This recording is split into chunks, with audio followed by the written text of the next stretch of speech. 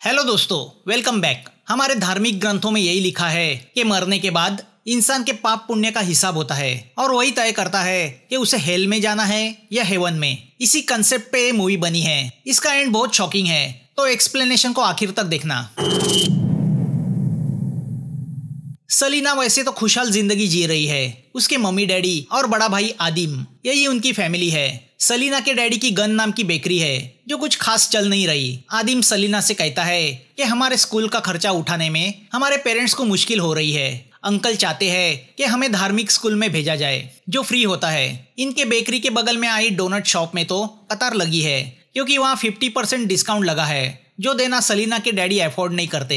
आदिम डरपोक किस्म का लड़का है तो उसके स्कूल के लड़के उसे आए दिन बुली करते रहते हैं। आदिम का यही डरपोक स्वभाव सलीना को पसंद नहीं। ऐसे में एक दिन सैक लिया हुआ एक अजीब आदमी उनकी बेकरी में आता है जिसे आदिम नोटिस करता है। उस आदमी की दूसरे एक कस्टमर पे नजर है। आदिम उस अजीब आदमी को पानी देता है। वो आदमी वॉकमैन पे कोई टेप सुन रहा है। अब वो टेप निकाल के आदिम को देता है और उससे कहता है कि हम सबको गॉड के शरण में जाना चाहिए और उसकी दी हुई मौत को स्वीकार करना चाहिए। आदिम उस टेप को अपने पास रखता है। दो कस्टमर के आपस में हो रहे झगड़े का फायदा उठा के एक तीसरा कस्टमर बेकरी के काउंटर से पैसे चुराता है। सलीना उसे रोकने की कोशिश करती है। वो सलीना से कहता है कि उसे ट्रेन की टिकट के लिए पैसे चाहिए, तो वो आदमी पैसे लेके जाता है। सलीना आदिम से ये बात कहती है मगर वो डरपोक सिर्फ देखता रह जाता है। अब जब सलीना ये बात अपने डैडी को बताती है तो डैडी और मम्मी दोनों उस आदमी के पीछे भागते हैं कि तभी बड़ा बॉम्ब ब्लास्ट होता है जिसमें सलीना के मम्मी डैडी दोनों के चिथड़े उड़ जाते हैं। दरअसल पहले आया हुआ वो अजीब आदमी एक सुसाइड बॉम्बर था। सलीना और आदिम दोनों शॉक में चले जाते हैं। दोनों हॉस्पिटल में बैठे होते हैं। आदिम सलीना से कहता है कि उस बॉम्बर ने उसे टेप दिया है। पुलिस उन दोनों से पूछताछ करती है मगर दोनों भी पुलिस को उस टेप के बारे में कुछ नहीं बताते। आदिम का तो पूरा हौसला टूट चुका है। उस सुसाइड बॉम्बर अटैक में मरे हुए लोगों की लाशें हॉस्पिटल में पड़ी है। उनमें से रास्ता निकालते हुए सलीना घर पहुंचती है। वो जानना चाहती है कि उस बॉम्बर ने ऐसा कदम क्यों उठाया, तो वो उस आदमी ने छोड़ी हुई उस टेप को प्ले करती है। उस टेप में किसी आदमी की दर्दनाक और भयानक चीखें होती है। अब 3 महीने गुजरते हैं। सलीना के अंकल ने उसे और आदिम को एक धार्मिक स्कूल में भर्ती किया है। वहाँ की टीचर बच्चों को सिखाती है कि मरने के बाद मौत के 2 फरिश्ते कब्र में आके मुर्दे से सवाल करते हैं कि उनका गॉड कौन है। अगर मरे हुए उस इंसान ने अच्छे कर्म किए हो तो उन 2 में से अच्छा फरिश्ता उसे जन्नत ले जाता है। अगर बुरे कर्म और पाप किए हो तो वो दूसरा फरिश्ता उस मुर्दे को बहुत टॉर्चर करता है जिसे ग्रेव टॉर्चर कहते हैं। टीचर सलीना से पूछती है कि तुम्हारी ग्रेव में एंजल ने आके तुमसे पूछा तुम्हारा गॉड कौन है, तो क्या जवाब दोगी? अगर तुमने इसका सही जवाब नहीं दिया तो तुम्हें दर्दनाक टॉर्चरिंग सहनी होगी। तो तुम्हें सही जवाब देना आना चाहिए और सही जवाब देना हमें हमारे धार्मिक ग्रंथ सिखाते हैं। तो तुम्हें तुम्हारे धर्म के बारे में पूरा नॉलेज होना चाहिए, विश्वास होना चाहिए, गॉड को लेके मन में डर होना चाहिए, वरना ग्रेव टॉर्चरिंग का सामना तुम्हें करना पड़ेगा जिसमें तुम्हारी हड्डियां कुचल दी जाएगी, चमड़ी उधेड़ दी जाएगी, तुम्हें आग से जलाया जाएगा, उसके बाद तुम्हारी आत्मा को नरक ले जाया जाएगा। सलीना टीचर से पूछती है अगर नरक जाने के बाद भी टॉर्चरिंग सहनी है तो ग्रेव में वो क्यों दी जाती है? ग्रेव टॉर्चरिंग का वास्ता देके रिलीजन इंसान को क्यों डराता है? टीचर कहती है ताकि इंसान गॉड को झुठला के जीते जी पाप और बुरे कर्म ना करे। ग्रेव टॉर्चरिंग गॉड को झुठलाने की सजा होती है, तो हेल टॉर्चरिंग हमारे पापों का हिसाब होता है। सलीना टीचर से कहती है कि गॉड में विश्वास रखने वाला आदमी भी बॉम्ब से मासूम लोगों को उड़ा देता है, क्या उसे टॉर्चरिंग नहीं मिलेगी? टीचर के पास उसका कोई जवाब नहीं होता। तो अब सलीना आदिम के साथ उस धार्मिक स्कूल से भागने का फैसला करती है। वहां से भागने का एक ही रास्ता है, पुराना टनल। मगर आदिम उस टनल से जाने से डर रहा है क्योंकि ऐसा कहा जाता है उसमें भूत है। मगर निडर सलीना टनल के अंदर जाती है। उसके जिंदगी का एक ही लक्ष्य है, ये प्रूव करना कि ग्रेव टॉर्चरिंग जैसी कोई चीज नहीं होती। ये धर्म के नाम पे किया गया ढोंग है, क्योंकि जिस सुसाइड बॉम्बर ने उसके माँ बाप को मारा वो रिलीजन में बिलीव करता था और मरने के पहले उसने ये कहा था कि उसे रिलीजन के लिए करना होगा। सलीना को लगता है कि रिलीजन के नाम पे किया गया वो पागलपन था। अब दोनों टनल के अंदर जाते हैं तो वहाँ उन्हें स्मिथ नाम के लड़की की आत्मा दिखाई देती है। फिर भी दोनों डर के मारे टनल से भागकर बाहर आते हैं तो उन्हें फिर से स्कूल लाया जाता है। स्कूल की उमाया नाम की टीचर से सलीना को पता चलता है कि स्मिथ उसी स्कूल में पढ़ता था और उसकी संदेहजनक मौत हुई थी। इस स्कूल को वाशिन नाम का एक धनवान आदमी चला रहा है जिसे सभी लोग रिस्पेक्ट करते हैं। स्कूल में चल रहे किसी कांड की वजह से उमाया नाराज है। ये कांड वही वाशिन कर रहा है। बूढ़ी टीचर उस कांड से वाकिफ है मगर वो उसके खिलाफ आवाज उठाना नहीं चाहती वरना स्कूल बंद हो जाएगा। स्मिथ इसी कांड का शिकार हुआ था। उमाया बताती है कि जो स्मिथ के साथ हुआ वही आज रात आदिम के साथ होने जा रहा है। उनकी ये बातें सलीना सुनती है। अपने भाई का नाम सुन के सलीना डर जाती है और वाशिन के बंगलों की तरफ भागती है। वो अंदर फंसे आदिम को बचाने की कोशिश करती है मगर नाकामयाब रह जाती है। तो अब सलीना उस स्कूल से भागने का फैसला करती है और इस काम में उमाया उसकी मदद करती है। सलीना बड़ी अक्लमंदी से आदिम को छुड़ा के टनल के रास्ते भागने जाती है।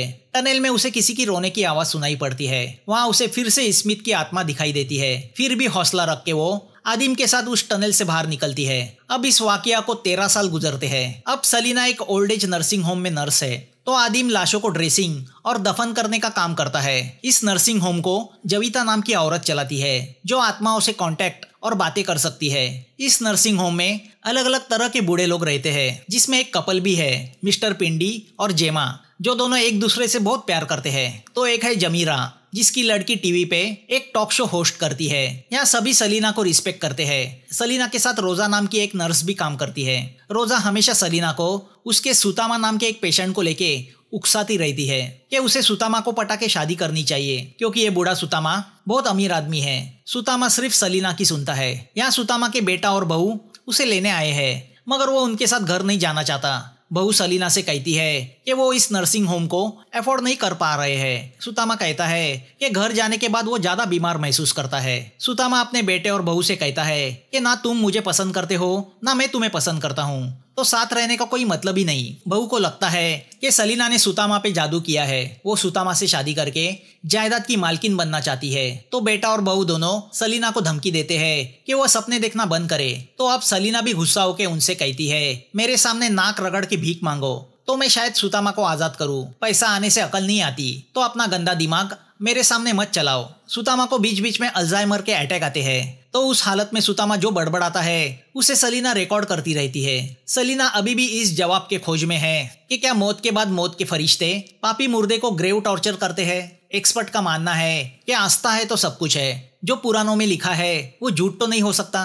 यहाँ एक मुर्दे को कॉफिन में डाला जाता है। आदिम सलीना से पूछता है कि क्या ये मुर्दा उसके काम का है। उस पर सलीना उससे कहती है नहीं, ये मुर्दा पापी नहीं है, ये अच्छा आदमी था तो ये उसके काम का नहीं। आदिम को लगता है कि मुर्दे को टॉर्चर नहीं किया जाता बल्कि उसकी आत्मा को टॉर्चर किया जाता है। तो सलीना का कहना है कि धार्मिक ग्रंथों में यही लिखा है कि आत्मा को टॉर्चर करने के पहले मुर्दे को टॉर्चर किया जाता है और इसी सच्चाई को मैं जानना चाहती हूँ। आदिम को लगता है ये पागलपन है। सलीना का कहना है कि धर्म के नाम पे हो रही अंधश्रद्धा को रोकना जरूरी है ताकि लोग धर्म के नाम पे गलत काम ना करे। और ग्रेव टॉर्चरिंग सच भी निकला तो भी इससे यही साबित होगा कि पापी लोगों को गॉड मरने के बाद भी नहीं बख्शता। सलीना आदिम से कहती है कि उसने एक पापी को टारगेट किया है। उसे दफन करने का वक्त जल्दी ही आएगा क्योंकि वो ऐसा आदमी है जिसके पापों की कोई परिसीमा नहीं। वो सबसे बड़ा पापी है मगर सलीना उसका नाम नहीं बताती। सलीना के माँ बाप को जिस सुसाइड बॉम्बर ने मारा था वो मरने के पहले मास्बेथ नाम के एक सीरियल किलर की ग्रेव में सोया था और उस आदमी ने मास्बेथ को ग्रेव टॉर्चर होते हुए महसूस किया था। उसका ऑडियो रिकॉर्डिंग किया था और उसी मास्बेथ की चीखें इस बॉम्बर ने टेप पे रिकॉर्ड की थी जो उसने आदिम को दी थी। रात को सलीना सुतामा के रूम में जाती है। वो सलीना से पूछता है कि क्या तुम रिलीजन पे विश्वास करती हो, क्योंकि जो आदमी रिलीजियस होता है वो पाप करने से डरता है। सलीना कहती है बुरे काम करने से डरने के लिए रिलीजियस होना जरूरी नहीं, कॉन्शियस आदमी भी पाप करने से डरता है। सुतामा उससे कहता है हमारे रिलीजन में चोरी और मर्डर करना पाप माना जाता है मगर ये सब मैं कर चुका हूँ, फिर भी मुझे किसी बात का गिल्ट नहीं। इसके बावजूद मैं रिलीजियस हूँ। जिस तरह हम कानून को चीट करते हैं उसी तरह रिलीजन को भी चीट किया जा सकता है और इसका कोई अंजाम भी नहीं होगा। सलीना उससे कहती है अंजाम अभी नहीं, शायद मौत के बाद होगा, ग्रेव टॉर्चरिंग के रूप में। सुतामा कहता है मुर्दे को किस बात की टॉर्चरिंग, उसके शरीर में कोई फीलिंग ही नहीं होती। कुछ लोग तो जिंदगी भर इतनी टॉर्चरिंग सहन करते हैं कि मौत के बाद की टॉर्चरिंग का उनपे क्या असर होगा। रिलीजन एक लेक्चर है लोगों को डराने का। अब सलीना उससे पूछती है कि क्या इसी बेखौफ की वजह से तुम जिंदगी भर पाप करते गए। सुतामा कहता है दुनिया में कुछ लोग अन्याय करने के लिए जन्मे हैं तो कुछ लोग अन्याय सहन करने के लिए। अपनी अपनी किस्मत है, इसमें पाप पुण्य कहाँ से आया। वो सुन के सलीना सुतामा से पूछती है कि क्या यही सोच के तुम धार्मिक स्कूल में बच्चों पे अन्याय करते थे, उन्हें एब्यूज करते थे। सलीना की बातें सुनकर सुतामा चौंक जाता है। तो हमें भी पता चलता है कि उस धार्मिक स्कूल में बच्चों को एब्यूज करने वाला वो ओनर सुतामा ही था जिसका कभी शिकार आदिम भी हुआ था और यहाँ ये भी बात क्लियर हो जाती है कि सलीना का यहाँ नर्स का जॉब करना ये उसके प्लान का एक हिस्सा था। वो पहले से ही सुतामा पे नजर रखे हुए थी, क्योंकि उसके हिसाब से सुतामा ये सबसे बड़ा पापी है जो ग्रेव टॉर्चरिंग डिजर्व करता है। सलीना सुतामा से कहती है, मेरा भाई तुम्हारे एब्यूज का शिकार हुआ, हम वहाँ से भागने में कामयाब हुए। कम से कम स्कूल के 50 बच्चे तुम्हारी हवस का शिकार हुए थे, उसमें से स्मिथ नाम के लड़के की मौत भी हुई थी। क्या तुम गिल्टी फील नहीं करते? सुतामा कहता है, मैं बच्चों को अच्छी जिंदगी देता था और किसी चीज के बदले कुछ देना तो पड़ता ही है, इसमें कोई गिल्ट की बात नहीं। सलीना उससे पूछती है कि अगर ऐसा है तो तुमने अपना नाम वाशिन से सुतामा क्यों चेंज किया? समाज का डर तो तुम्हें था। उनकी वो बातें आदिम सुनता है और गुस्से से सुतामा पे हमला करता है। वो उसका गला दबाने लगता है, मगर सलीना के कहने पे वो सुतामा को छोड़ देता है। सुतामा उनसे कहता है कि अगर तुम स्कूल में ही रहते तो अच्छी लाइफ जीते। सलीना उससे कहती है, हम अच्छी लाइफ जी रहे हैं, हमारे पास जीने का मकसद भी है। मैं देखना चाहती हूँ तुम जैसे पापी का ग्रेव में दफनाने के बाद क्या अंजाम होता है। अगर इतने बड़े पापी के साथ ग्रेव टॉर्चरिंग नहीं हुआ तो उसका मतलब ये निकलता है कि धार्मिक ग्रंथ बस पुरानी कथाएं हैं और कुछ नहीं। तो अब सुतामा सलीना से कहता है, ठीक है, कम से कम मेरी मौत से तो तुम्हें तुम्हारा मकसद मिले। इतना कह के सुतामा अपने आप को शूट कर देता है। सुतामा की बॉडी को उसके घर वाले एक्सेप्ट नहीं करते तो उसका लास्ट रिचुअल आदिम के हाथों होता है। सलीना और आदिम सुतामा की बॉडी को दफनाने के लिए ग्रेवयार्ड लेके आते हैं। सलीना फैसला करती है कि वो सुतामा की डेड बॉडी के साथ कब्र में रात गुजारेगी ताकि वो देख सके पापी को मौत के फरिश्ते ग्रेव टॉर्चर करते हैं या नहीं। आदिम उसे इंफ्रारेड कैमरा देता है जिससे नाइट में भी वो शूटिंग कर सकती है। आदिम उससे कहता है कि वो पास ही बैठा है, अगर किसी चीज की जरूरत हो तो उसे पुकारे। अब सलीना कैमरा ऑन करके सुतामा की डेड बॉडी के पास सो जाती है तो आदिम ग्रेव को ऊपर से ढक देता है और पास ही बैठ के सुबह होने की राह देखने लगता है। ग्रेव में काफी वक्त गुजरता है मगर कुछ होता नहीं तो सलीना की आंख लग जाती है। जब उसकी नींद खुलती है तो सुबह हो चुकी होती है। वो ग्रेव से बाहर आके कैमरा की रिकॉर्डिंग चेक करती है मगर रात भर ग्रेव में कुछ नहीं हुआ। आदिम उसे कैमरा का SD कार्ड निकाल के देता है। सलीना अपना एक्सपीरियंस पब्लिक के सामने शेयर करने का फैसला करती है। वो अपने पेशेंट जमीरा से कह के उसकी बेटी के टॉक शो के जरिए ये बात पब्लिक के सामने रखने की सोचती है। वो पब्लिक से कहती है कि ग्रेव टॉर्चरिंग से बचने के लिए कुछ साल पहले एक आदमी ने अपने आप को धर्म के नाम पे शहीद किया जिसमें मेरे माँ बाप मारे गए, तो मैंने इस ग्रेव टॉर्चरिंग की सच्चाई को जानने की ठान ली। मैंने अपनी जिंदगी ऐसे पापी आदमी को ढूंढने में गुजारी जो सबसे बड़ा पापी हो। सुतामा के रूप में मुझे वो मिला। मैं उसके मौत का इंतजार कर रही थी और जब उसकी मौत हुई तो उसके ग्रेव में मैंने अपने आप को उसके साथ दफन किया। अब वो प्रोड्यूसर को रिकॉर्डिंग प्ले करने बोलती है। एंकर भी डरी हुई है कि रिलीजन के नाम पे कहीं उसका शो ना बंद हो, मगर जब रिकॉर्डिंग को प्ले किया जाता है तो वह करप्ट निकलता है। सलीना प्रोड्यूसर को कोसती है कि उसी ने SD कार्ड के साथ छेड़खानी की है, तो लोग भी सलीना को गालियां देने लगते हैं। अब सलीना को शक होता है कि कार्ड आदिम ने बदला है, तो वो गुस्से से उससे कहती है, तुम्हारे डरपोकपन की वजह से हमारे माँ बाप की मौत हुई। तो आदिम उससे कहता है कि अगर तुम चोरी की बात मम्मी डैडी को नहीं बताती तो आज वो जिंदा होते। महज 20 रुपए के लिए उनकी मौत हुई। सलीना उससे कहती है, तुम बड़े होने के बावजूद मैं तुम्हें प्रोटेक्ट करती रही, अगर मैं नहीं होती तो तुम सड़क पे भीख मांग रहे होते। आदिम उससे कहता है, तुमने आज तक जो कुछ किया वो सिर्फ अपनी जिद को सच साबित करने के लिए किया, मगर तुम्हारे हाथ क्या लगा? आज लोग तुम्हें बेवकूफ समझते हैं। बूढ़े लोगों की सेवा करने का ढोंग तुम आज तक करती आई, तुम भी एक पापी हो। रात को सलीना सोने जाती है तो उसे सुतामा के आत्मा का वहम होने लगता है। सुतामा के रूम में उसे उसका भूत दिखने लगता है। तभी जेमा वहां आके उससे कहती है कि उसका हस्बैंड उसके साथ बेवफाई कर रहा है। सलीना एक रूम में जाती है तो वो पिंडी को रोजा के साथ गलत काम करते हुए देखती है। पिंडी को अपनी गलती का एहसास होता है और वो अपनी वाइफ जेमा से माफी मांगने की कोशिश करता है। जेमा उससे कहती है, 50 साल एक साथ गुजारने के बाद तुमने ये हरकत की, तुम माफी के लायक नहीं हो। रात को जेमा अपने कपड़े धोने के लिए वॉशिंग मशीन में डालती है कि उसे पता चलता है उसकी वेडिंग रिंग कहीं खो गई है। उसे लगता है कई रिंग कपड़ों के साथ अंदर तो नहीं गई, तो वो वॉशिंग मशीन में झांक के रिंग को ढूंढने की कोशिश करती है। तभी उसके हाथ से मशीन का बटन दब जाता है। मशीन ऑन होती है जिसमें जेमा की बुरी तरह मौत होती है। जेमा की मौत से पिंडी बुरी तरह शॉक होता है। वो फूट फूट के रोने लगता है। वो जेमा से माफी मांगना चाहता था, जो उसकी इच्छा अधूरी रह गई। तो सेलिना को सुतामा के आत्मा की आवाजें सुनाई पड़ती है कि जेमा की मौत को वो जिम्मेदार है। पिंडी भी अपनी वाइफ की मौत को उसे ही जिम्मेदार ठहराता है। नर्सिंग होम की ओनर जवीता सलीना को इनविटेशन देती है कि रात को वो उसके साथ सेवांस में शामिल हो। सेवांस यानी जिसमें प्रेतात्मा के साथ कांटेक्ट करके बातचीत की जाती है।